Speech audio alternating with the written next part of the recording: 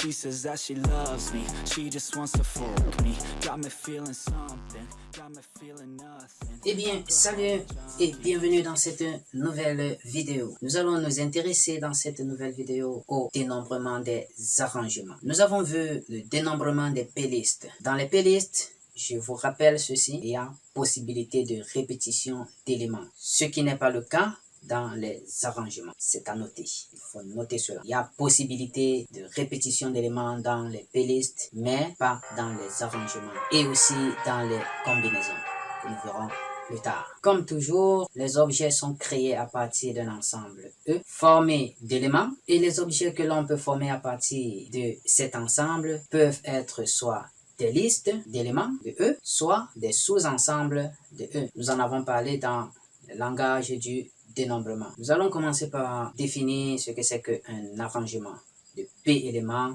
dans N éléments, c'est-à-dire l'arrangement de P éléments dans un ensemble E contenant N éléments. Par la suite, nous allons considérer un ensemble E qui va nous permettre, n'est-ce pas, de faire le dénombrement des P arrangements. Nous allons ensuite donner la notation factorielle des arrangements, alors des P arrangements. Et nous allons voir comment utiliser l'arbre de choix pour faire notre dénombrement de P arrangements. Considérons notre ensemble E formé de 5 éléments. 1, 2, 3, 4, 5.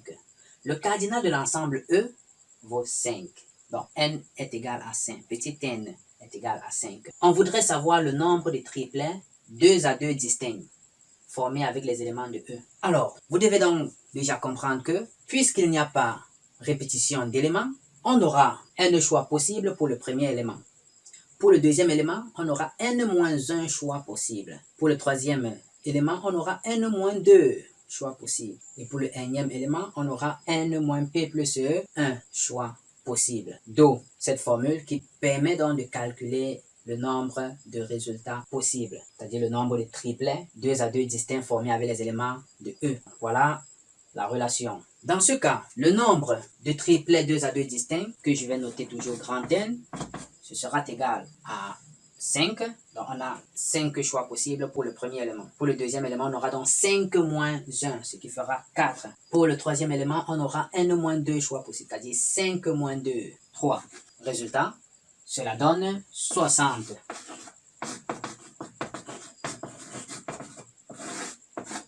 On a donc 60 triplets, 2 à 2 distincts formés avec les éléments de E. C'est assez simple et assez compréhensif. Donc, il faut retenir que dans un arrangement de P éléments dans N éléments, on a N choix possibles pour le premier élément, N-1 choix possible pour le deuxième élément, N-2 choix possibles pour le troisième élément, N-3 choix possibles pour le quatrième élément, etc. etc. Donc, voilà déjà comment appréhender la notion de P arrangement. Maintenant, nous allons passer à la notation factorielle des arrangements. L'arrangement de P éléments dans N éléments s'écrit A P dans N, c'est égal à factoriel N sur factoriel N moins P. Voilà donc la notation factorielle. Cependant, si on développe cette expression, on va obtenir celle-ci. Factoriel N, c'est N facteur de N moins 1, facteur de N moins 2, facteur de N moins P plus 1, facteur de n moins p factoriel, ou alors factoriel de n moins p. Tout ceci sur factoriel de n moins p. On se rend compte que factoriel de n moins p et n moins p en haut vont se simplifier et on va obtenir la relation obtenue précédemment. Voilà donc, nous obtenons la même relation. Donc, il n'y a pas de souci pour les arrangements. Lorsque vous avez la possibilité d'opérer avec cette relation, allez-y. Lorsque les nombres deviennent assez grands, vous pouvez également passer par ce petit développement qui vous aidera de la même façon à aboutir au résultat. Bon, il y a également des conventions en ce qui concerne les P-arrangements. Comme convention, nous avons l'arrangement de 0 dans N, c'est 1. Ça, c'est la première convention. Deuxièmement, l'arrangement de 1 dans N, c'est N. Et factoriel de 0 vaut 1. Voilà les quelques conventions que vous devez également connaître pour ne pas être égaré dans certaines situations. Bon, pour terminer, nous allons essayer de retrouver notre résultat ici avec un arbre de choix simplifié. Nous avons n choix possibles pour le premier élément, n-1 choix possible pour le deuxième élément, n-2 choix possibles pour le troisième élément. Ça veut dire que la première partie de l'arbre va contenir 5 branches. On aura, voilà, la première partie de l'arbre qui contient nos 5 éléments. La deuxième partie de l'arbre doit en contenir 4. Donc on aura, si je m'intéresse à la branche du milieu, on aura maintenant 4.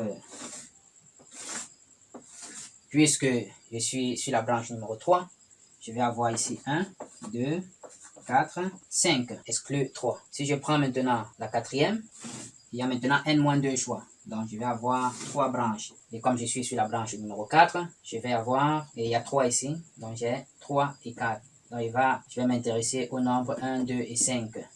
Voilà, donc voilà comment utiliser l'arbre de choix dans le cadre des arrangements. Un choix possible, donc là nous avons 5 choix possibles. Au niveau de la deuxième partie, nous avons 4 choix possibles. Et au niveau de la dernière partie, la dernière branche, nous avons 3 choix possibles. Cela donne exactement 60. On a 60 couplets. Avec l'arbre de choix, ça marche vraiment très bien avec la playlist et avec les arrangements. Je mets dans un thème à cette vidéo. Si elle vous a intéressé, n'hésitez pas à lâcher un like, à laisser un commentaire et à vous abonner à la chaîne. Like Drake, I'm getting trophies. You want it, girl, then show me. Yeah. And we ain't getting no sleep. These girls don't even know me. Like Drake, I'm getting trophies. You want it, girl, then show me. Cause we ain't getting no sleep. Yeah. No, we ain't getting no sleep. Yeah. She's sitting